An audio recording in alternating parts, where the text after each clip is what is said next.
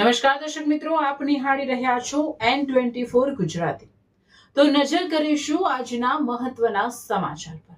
Tractor ચોરીનો ભેદ ઉકેલાયો, ગણતરીના કલાકોમાં જ આરોપી મુદ્દામાલ સાથે ઝડપાયો।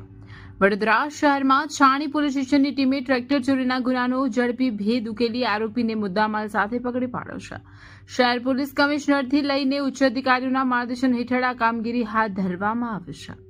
માહિતી મુજબ તારીખ 21/3/2026ના રોજ સાંજે 8 કલાકથી તારીખ 22/3/2026ના રોજ સવારે 9:30 કલાક દરમિયાન છાણી ગામના શાક માર્કેટ પાસે મોદી હોસ્પિટલ સામે પાર્ક કરાયેલ સ્વરાજ કંપનીનું ટ્રેક્ટર નંબર GJ06PN 2566 કિંમત ₹2 લાખ અજાણ્યા શખ્સ દ્વારા ચોરી કરવામાં આવ્યું હતું। આ અંગે છાણી પોલીસ સ્ટેશનમાં ગુનો નોંધાયો હતો।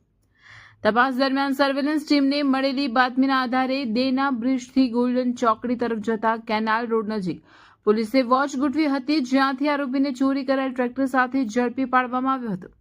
પૂછપરછ દરમિયાન આરોપીએ ગુનો કબૂલ્યો હતો।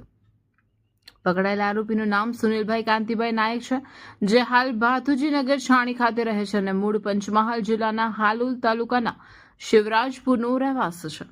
પોલીસે આરોપી પાસેથી સ્વરાજ કંપનીનું ટ્રેક્ટર કબજે કર્યું છે। હાલ આરોપી વિરુદ્ધ તપાસ હાથ ધરવામાં આવી રહી છે। આ સફળ કામગીરીમાં police inspector RL Prajapati, PSI JJ Dabhi તથા સ્ટાફના અન્ય કર્મચારીઓએ મહત્વપૂર્ણ ભૂમિકા ભજવી હતી।